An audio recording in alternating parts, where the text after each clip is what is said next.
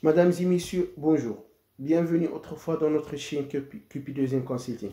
Alors tout d'abord et comme d'habitude, je vous invite tous à s'abonner dans notre chaîne et à activer la lampe pour que vous puissiez voir les vidéos partagées à temps réel. Donc la vidéo d'aujourd'hui, c'est destiné spécialement pour les étudiants qui ont des PFE cette année. Je pense que vous aurez vos PFE à partir du mois janvier 2022. Vous m'avez tout simplement demandé de proposer quelques sujets à traiter comme des PFE. C'est pour ça que j'ai décidé d'organiser un ensemble de vidéos afin de proposer des sujets pour un ensemble des domaines, à savoir bien sûr les domaines en général industriels, donc le QHSE, la qualité, la production aussi, la maintenance, la logistique, notamment la gestion de projet, etc. Pour chaque vidéo, bien sûr, je vais proposer des sujets relatifs à chaque domaine. Par exemple, aujourd'hui, nous allons vous proposer quelques sujets relatifs à la qualité et QHSE. Je vais aussi vous donner quelques conseils au niveau des étudiants pour réaliser, bien sûr, vos PFE.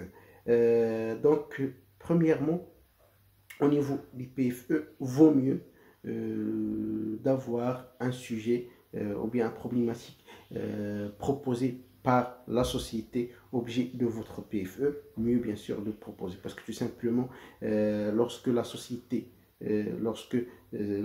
qui a proposé le sujet, donc premièrement, ils vont bien sûr tout simplement prendre le sujet avec rigueur, ils vont donner une grande valeur au sujet, etc. Surtout par exemple lorsqu'on trouve ou bien un vrai problème, ou bien une vraie problématique dans la société, donc tout simplement ils cherchent une solution. C'est pour ça ils vont prendre ce sujet avec rigueur. Mais bien sûr, ça n'empêche de proposer aussi quelques sujets pour réaliser vos PFE. Le deuxième conseil, c'est au niveau du choix des PFE.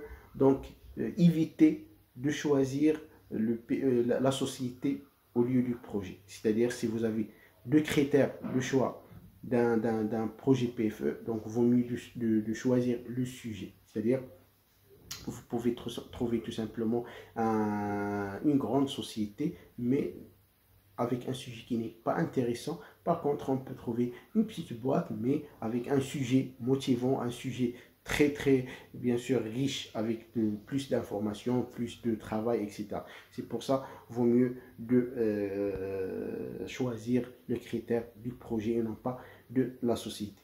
Donc on va commencer tout simplement nos propositions d'aujourd'hui. Donc lorsqu'on parle de qualité, ou bien lorsqu'on parle en général de QHSE, etc., donc il faut distinguer entre deux choses: la qualité système et la qualité produit. Donc pour les personnes qui sont intéressées par des sujets dans le QHSE, donc il y a pas mal de sujets que vous pouvez travailler ou bien que vous pouvez proposer comme des sujets PFE. Par exemple, vous pouvez travailler sur la mise en place d'un système de management de la qualité, par exemple en choisissant un référentiel comme la 9001. Donc on sait bien que ce n'est pas un sujet assez suffisant, mais déjà si vous avez travaillé, vous avez tout simplement avancé dans la mise en place de ces exigences, ça vous, ou bien c'est un sujet qui vous permet tout simplement de bien maîtriser le système tout entier, de maîtriser les services, les processus, soit la production, soit la qualité aussi, soit par exemple l'achat, les RH, etc. Parce que tout simplement il y a plusieurs exigences qui sont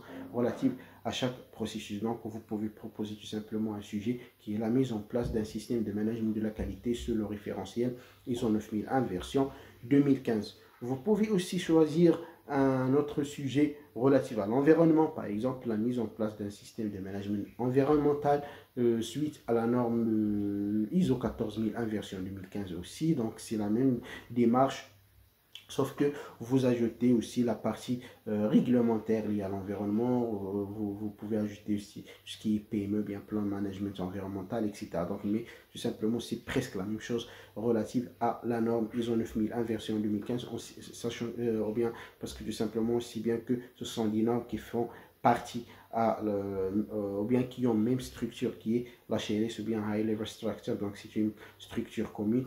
La même chose aussi lorsqu'on peut, ou bien lorsque vous travaillez aussi sur la mise en place d'un système de management de santé et sécurité au travail. Donc, c'est-à-dire, vous pouvez proposer ce sujet pour améliorer la sécurité, la santé, etc. dans une société en se basant sur le référentiel, tout simplement ISO 45001 version 2018. Donc, même démarche que les deux premiers sujets. Donc, vous pouvez trouver même dans notre chaîne la démarche à suivre pour mettre en place un système de management de la qualité, c'est-à-dire quelles sont les étapes à suivre à partir du diagnostic, l'étude, la mise en place et l'application des exigences, l'audit interne, etc. Donc, vous pouvez trouver tout ça dans notre chaîne.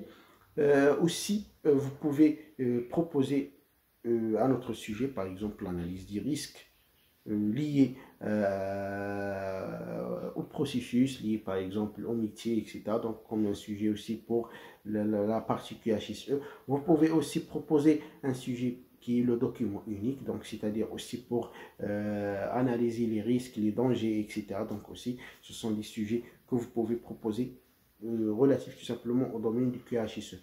Pour les personnes qui sont intéressées beaucoup plus par le contrôle produit, vous pouvez aussi travailler sur un ensemble de sujets. Par exemple, vous pouvez utiliser l'AMSP ou bien la SPC et les cartes de contrôle, c'est-à-dire vous pouvez voir avec la société quels sont les problèmes relatifs à un produit qui se répète et vous travaillez sur ces anomalies ou bien ces caractéristiques, bien sûr, en utilisant la méthode MSP, SPC, carte de contrôle, etc. Donc aussi, c'est un sujet qui est très très intéressant et ça va te permettre aussi, ou bien ça va vous permettre aussi de bien maîtriser cet outil qui est vraiment un outil très utile. Malheureusement, on trouve rarement des sociétés qui appliquent la MSP, mais vraiment c'est une méthode qui est très très importante, très importante pour les personnes qui sont intéressées par le contrôle produit.